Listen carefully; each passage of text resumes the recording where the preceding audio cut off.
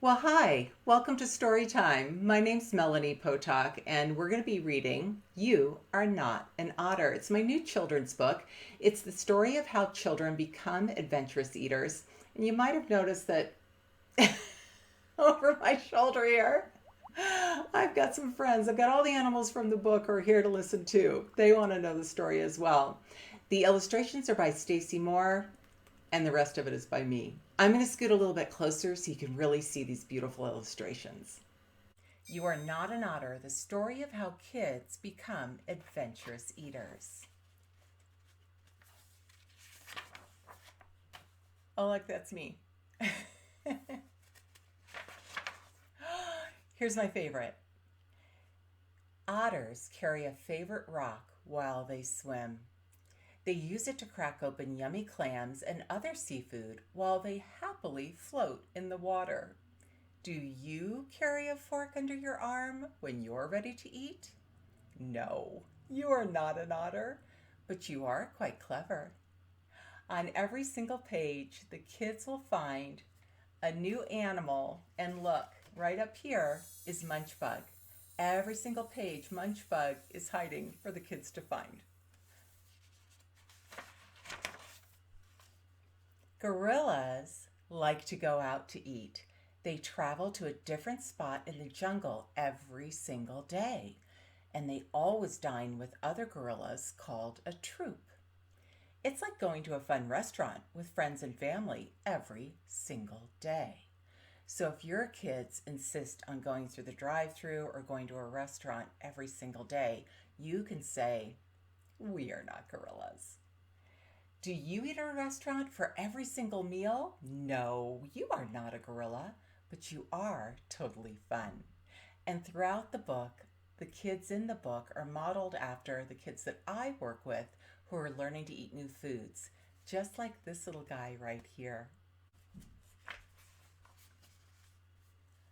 Flamingos dip and eat. They dip their beaks several times into a pond, sifting out delicious food to swallow while letting some of the water drain out of their mouths. Double dipping and letting water dribble out of your mouth is fine for a flamingo. Do you double dip and dribble? No, you are not a flamingo, but you are quite talented, and you might even be able to stand on one foot.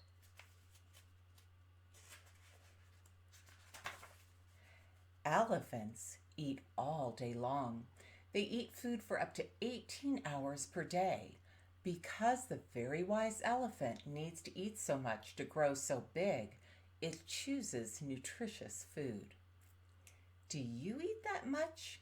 No, you're not an elephant, but you are growing too. So you need nutritious food too. Parrots are talkative eaters. They squawk and squawk, raising a ruckus when they want something different to eat.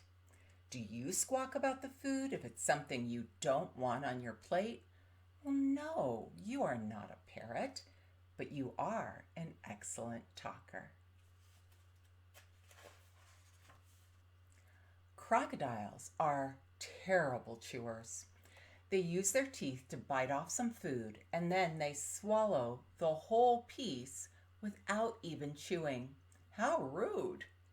But let's not tell the crocodile that. He might get cranky. Do you swallow your food whole? No, you are not a crocodile, but you do have very strong teeth. Are you finding Munchbug as we go from page to page? Sloths eat a little bit of food very slowly. Their whole body moves extremely slowly, even on the inside. It takes an entire month for the sloth's belly to digest just one meal. When it takes a long time to eat, there's not much time for anything else. Do you move very slowly with little time to play? No, you are not a sloth, but you are very patient.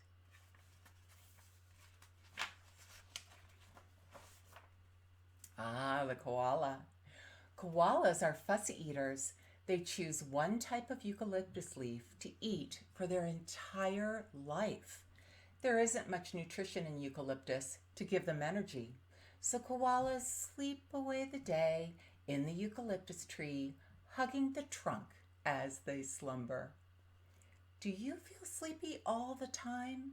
Well, no, you are not a koala, but you are very good at hugs. Anteaters have a tongue that can be up to 2 feet long. It's hidden inside a very long snout. An anteater can stick out his tongue 160 times in 1 minute just to grab a whole bunch of little ants, and he never spits one out.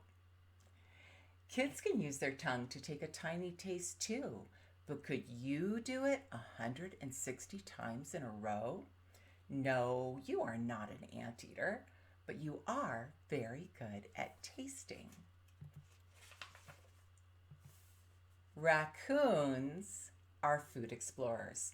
Before they put food in their mouths, raccoons use their sensitive paws to touch, hold, and explore the new food. That tells them what to expect before they eat it, especially if it's a new food. Do you use your hands to touch, hold, and explore a new food? Yes, you do. You are not a raccoon, but you are definitely a food explorer. You are special. You can do something that no other creature can do. You can explore and taste a new food and then change that food to make it taste even better. Humans are the only creatures that can make recipes, cook, and change the food they are eating in so many ways. You are a food explorer on a food adventure, and you are amazing. And for parents, in the back of the book, in the appendix here, you're going to find tips from me on how to help your child use pretend play to learn to try new foods and become a more adventurous eater. So you can find my book on Amazon. It's also available in Spanish. You Are Not an Otter, the story of how kids become adventurous eaters. Thanks, everybody.